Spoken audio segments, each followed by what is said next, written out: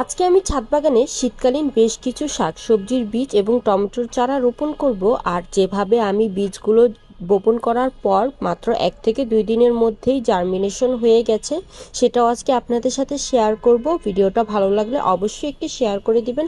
Hello everyone, আসসালামু আলাইকুম। বাজারে কেনা টমেটোর বীজ থেকে আমি এই চারাগুলো করেছিলাম। এখন এই চারাগুলোকে আমি উঠিয়ে নিয়ে যাব আর আলাদা আলাদা করে এক একটা টবে রোপণ করে দিব। আর এই 1 লিটার বোতলের মধ্যে আমি একটি করে চারা রাখবো।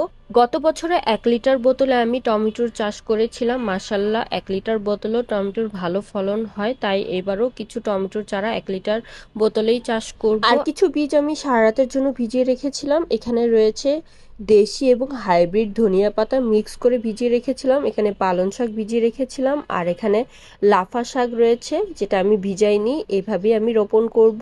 লাফা শাকটা কে কে খান কমেন্ট করে কিন্তু অবশ্যই জানাবেন। এই শাকটা হচ্ছে ইন্ডিয়ার জনপ্রিয় একটি শাক আর খেতে অনেক বেশি মজা। আর এখন আমি ধনিয়া পাতার বীজ ছিটিয়ে দিব। আগে আমি মাটিটাকে ভালো করে ভিজিয়ে নিয়েছি পানি দিয়ে।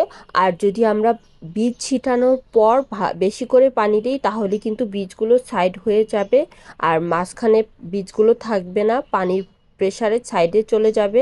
এখন আমি একটু হালকা করে মাটি দিয়ে ঢেকে দিচ্ছি। কোকোপিট মাটি দিয়েছি, এখানে কোকোপিটই বেশি পরিমাণে দেয়া। আর তারপর হালকা করে পানি ছিটা দিয়ে দিব। এই টবে আমি লাফা শাক আর পালং শাক রোপণ করব। দুইটা শাক দুই সাইডে রোপণ করব আলাদা আলাদা ভাবে। তাই প্রথমে পানি দিয়ে ভিজিয়ে নিলাম। এখন এই শাকের বীজগুলো আমি ছিটিয়ে দিব। এক সাইডে লাফা শাকের বীজ ছিটিয়ে দিব, আরেক সাইডে পালং শাকের বীজ ছিটিয়ে দিব। আর বীজগুলো ছেটানোর একদিন পরেই দেখলাম জার্মিনেশন হয়ে গেছে। আপনাদের আমি 3 দিন পরের আপডেটটা আজকে দেখিয়ে দিব। অনেক আপু ভাইয়ারাই কমেন্ট করে জানতে চায় আমি কোন পেজ থেকে বীজগুলো নেই বা কোন দোকান থেকে বীজগুলো সংগ্রহ করি। আমি 2-3টা অনলাইন পেজ থেকে বীজ সংগ্রহ করি। তার মধ্যে এইবার যেই পেজ থেকে আমি বীজগুলো সংগ্রহ করেছি সেই পেজের নাম হচ্ছে গ্রিন শপ। এই ভাইয়াদের প্রায় 30-35 বছরের বীজের বিজনেস। তারা নতুন করে এই পেজটি শুরু করেছে আর বীজের মানও খুবই ভালো।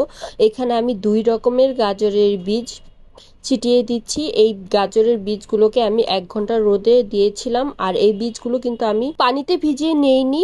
আমি 2 ভাগ করে 2 রকমের গাজরের বীজ ছিটিয়ে দিলাম। এটা হচ্ছে দেশি গাজরের বীজ ছিটিয়ে দিলাম। আর এখন এটা কোরিয়ান গাজরের বীজ ছিটিয়ে দিব। লাল কালারের যে গাজরের বীজটা সেটা হচ্ছে কোরিয়ান গাজরের বীজ। এটা অনেক বেশি সুগন্ধিযুক্ত একটি গাজরের বীজ ছিটানোর পর প্রতিদিন 2 বেলা করে পানি ছিটিয়ে দিতে হবে, তাহলে আর গাজরের বীজগুলো নষ্ট হবে না। আমি প্রথমবার গাজরের বীজ ছিটানোর পর এই ভুলটা করেছিলাম, একবার করে পানি ছিটিয়েছিলাম।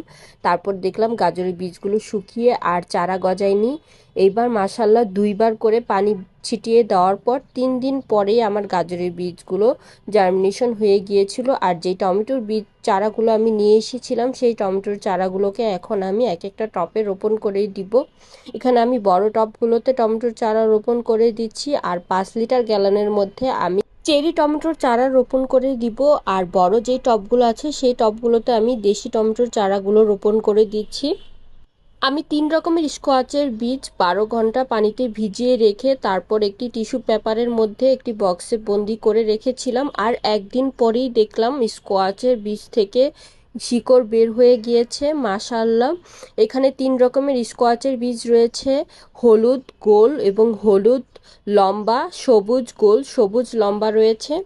স্কোয়াচের বীজগুলো কোরিয়ান ভ্যারাইটিও রয়েছে এখানে, আবার দেশিও রয়েছে। শিকড়টাকে নিচের দিকে দিয়ে আর বীজটাকে উপরের অংশে রেখে আমি বীজগুলো মাটিতে পুঁতে দিলাম। আর এই বীজগুলো আমি বসানোর 1 থেকে 2 দিন পরেই দেখলাম চারাগুলো বের হয়ে গেছে। এখন আমি সব গাছে পানি দিয়ে দিব আর 3 দিন পরের আপডেটটা আপনাদের সাথে শেয়ার করব।